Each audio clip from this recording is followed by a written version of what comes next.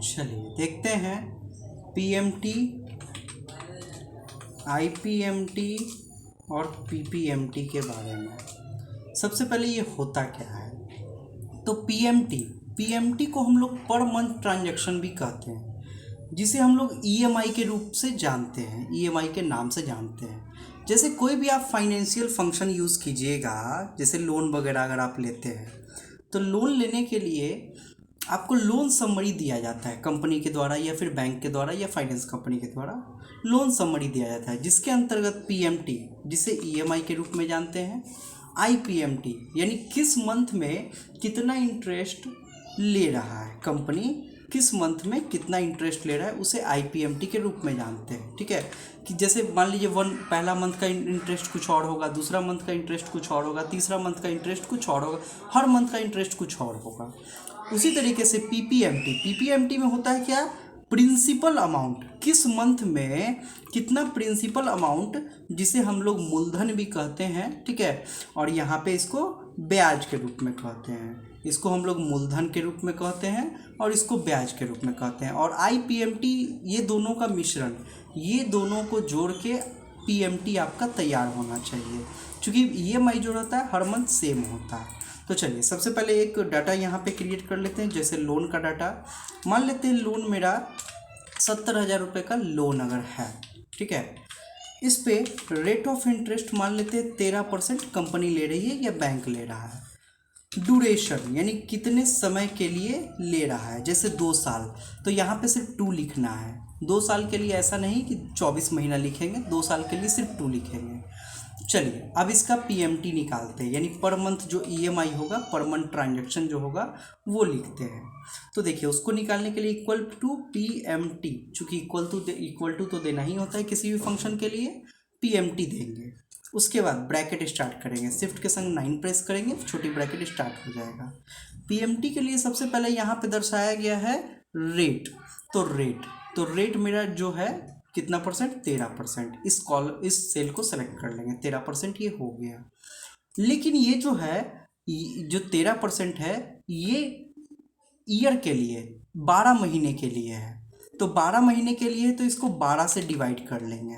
ठीक है, 12 मंथ के लिए, चूँकि रेट जब भी चलता है वो ईयरली चलता है, रेट ऑफ इंटरेस्ट जब भी चलता है वो ईयरली चलता है, तो 12 से उसको डिवाइड कर लेंगे, कॉमा एन पर, यानी टाइम ड्यूरेशन, कितने समय के लिए लिया जा रहा है। तो ड्यूरेशन मेरा 2 साल है, तो 2 साल, लेकिन ये साल है, 2 साल के लिए है, तो 2 साल में कितने महीने होंगे? तो 24 महीना, तो 2 गुना 12 इसको कर लेंगे, 24 महीना के लिए निकल जाएगा, comma present value PV, present value का मतलब लोन अमाउंट को सिलेक्शन कर लेंगे, देन ब्रैकेट बंद, शिफ्ट के संग में 0 और इंटर कर देंगे। ये मेरा पीएमटी आ गया, ये मेरा पर मंथ ट्रांजैक्शन ये आ गया। पर मंथ जो ट्रांजैक्शन आया ये डॉलर के रूप में आ गया, तो इसको जाके करेंसी यहाँ से चेंज कर लेंगे, यहाँ से जाके करेंसी में नंबर कर लेंगे, तो ये नंबर आ गया माइनस में ये आ जाता है इसलिए क्योंकि ये पर मंथ निकलते चला जाएगा। अगर लोन अमाउंट आप माइनस में रखते हैं तो ये ऑटोमेटिक प्लस में हो जाएगा। आपकी मर्जी, आपको कैसे रखना है आप पे डिपेंड करता है। तो लोन अमाउंट को हम प्लस में रख देते हैं। अब आते हैं यहाँ पे आईपीएमटी, तो आईपीएमटी यहाँ पे लिख लेते हैं, और पीपीएमटी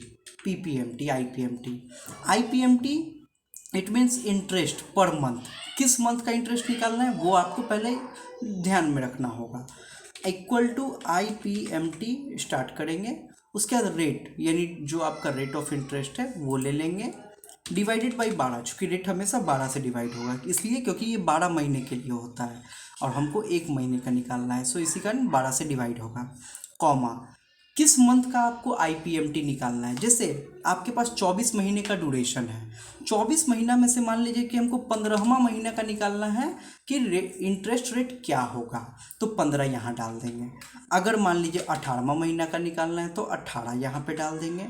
जिस भी महीने का निकालना है, 9वां महीने का हमको निकालना है तो 9वां यहाँ पे, हमको मेरी मर्जी 8वां महीने का निकालना, हाँ लेकिन 24 तक ही, 25वां का नहीं निकाल सकते क्योंकि 25वां आपका ड्यूरेशन में ही नहीं है, कॉमा एन पर, यानी जो आपका टाइम ड्यूरेशन है वो ले लेंगे, टाइम ड्यूरेशन को 12 से गुना कर लेंगे, कॉमा अब आएंगे आपका प्रेजेंट वैल्यू, तो प्रेजेंट वैल्यू ये ले लेंगे और ब्रैकेट बंद, इंटर, ये भी डॉलर में आ गया, सो इसको भी क्लिक करके, ये डॉलर में चला गया है, इधर चला गया है, इसको क्लिक करके इधर कर लेंगे, डॉलर में आ गया, यहाँ पे क्लिक करके नंबर में इसको कर लेंगे।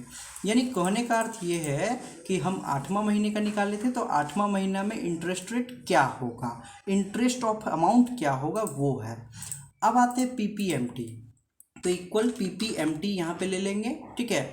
और यहाँ पे हमको रेट, तो रेट डिवाइडेड बाई 12 कॉमा, अब उसके बाद एन पर मान लेते हैं हम कि IPMT भी हमको 8वें महीने का निकालना है, आपकी मर्जी, 9वां 10वां जितना मन उतना वो यहाँ पे टाइप कर लेंगे। IPMT 8वें महीने का, कॉमा, ड्यूरेशन, ड्यूरेशन गुना 12, हमेशा 12 से गुना होगा, comma, present value, present value यहाँ पे लेके ब्रैकेट बंद, इंटर, आ गया ये प्रेजेंट वैल्यू आपका। इसको जाके यहाँ से नंबर से कॉमन कर लेंगे। ये आपका PPMT और IPMT किस महीने का, तो 8वां महीने का निकला। अगर आपको शक है कि ये मेरा सही है या गलत, तो जांचने के लिए ये दोनों को ऐड कर लेंगे। अगर मेरा ये दोनों को ऐड करने के बाद PMT के बराबर अगर आ गया वैल्यू तो सही है, अदरवाइज़ ये रॉन्ग हो जाएगा। तो देखिए जोड़ के देख लेते, इक्वल टू ये प्लस ये इंटर, देखिए आ गया 3327 रुपया 93 पैसा, यानी कि मेरा सही है सब कुछ, PMT भी सही है, IPMT भी और PPMT भी सही है, ठीक है। तो इस तरीके से PPMT, IPMT और PMT निकाल सकते हैं पर मंथ, यानी कि आपका EMI ये हो गया, ये EMI हो गया, ये किसी एक पार्टिकुलर मंथ का इंटरेस्ट हो गया, और ये किसी एक पार्टिकुलर मंथ का प्रिंसिपल अमाउंट हो गया, मूलधन जिसे बोलते हैं। धन्यवाद दोस्तों, अब मिलते हैं नेक्स्ट क्लास में।